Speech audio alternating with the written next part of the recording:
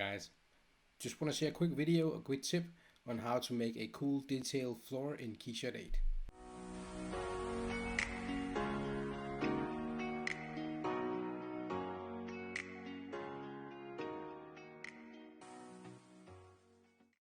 As you can see, I'm in Keyshot here.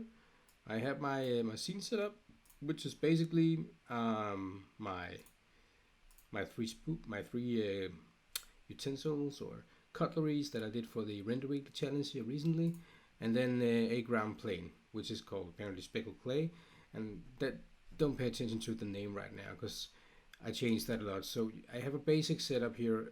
If we go into my environment, I just want to share what I actually have here of this slide, which is already interesting.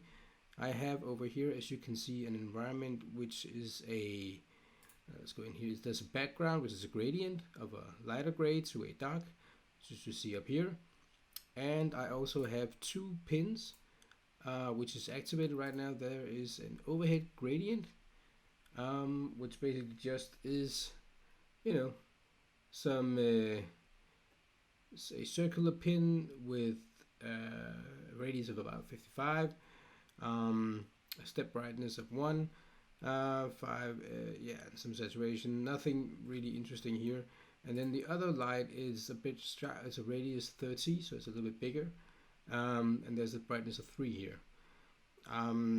There's no follow from that one, and that's basically my setup. And then what I've done as well is I went into my image settings, image style, and I created a new style, which is an image style which is more photographic, which boosts the exposure a bit and the contrast a bit, and also I tweaked the curves settings, so I changed the shadows down, I turned the midtones quite high up, the lights high up, and the whites high up, and the highlights not as much. And this will be very interesting when you start looking at the floor. So let's go to the floor. I'm going to double tap the floor here. You see I've set up right now a basic diffuse material. What I want to do instead is actually go in and I want to change this to a plastic. No, I want to change it to a paint up here, paint. And now you can always see the glossiness is up to 100, and that's quite good. Now if I change this, I want to change this to the material graph, and I can show that I already put in two textures, which is what you see right here. There is a texture map called damage, and I don't know where I got this from, to be honest. It's I think it must have been in one of the files or materials that I downloaded from the cloud library. Otherwise I don't know where I got it from, but it's really good, and I use it apparently a lot for making details and grittiness, and especially when it comes to roughness. This is very interesting. So let me just move this a little bit to the side so you can still see the floor here. Okay, so the damage texture, which is the one that has a lot of grittiness to it, I'll go in and add it to my roughness map. It's just over here. Because it's a paint, there is more options, and already now you can see a lot is happening. If I zoom in, that was the wrong way, zoom into about here, and then I'm gonna add a region render so that you guys can see what I'm doing. Yeah, it raises up a little bit faster. Okay, so already now it gets a lot of attention down here.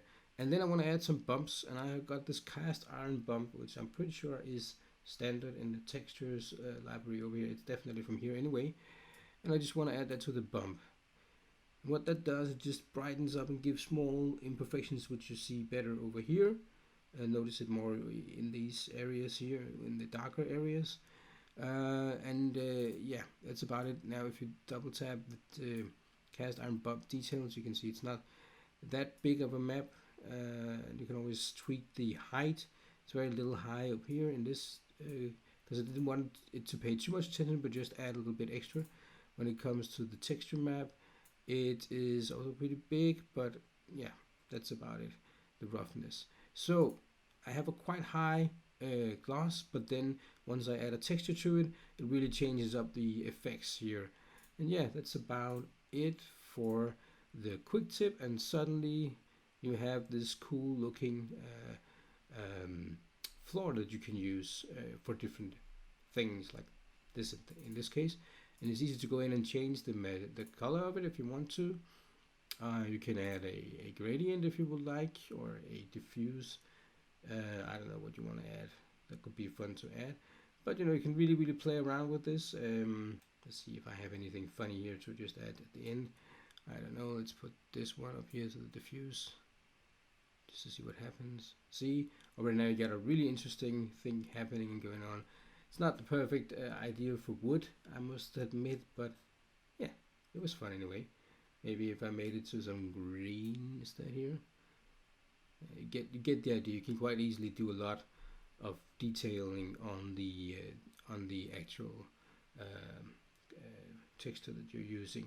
So yeah, that's about it for this tutorial. I hope you learned something and that you enjoyed it. All right, guys. Thanks for watching again. Please let me know if you like this type of video with a quick tip. I'm gonna maybe add some more if you do to this channel. So stay tuned for more. Thanks again. Bye.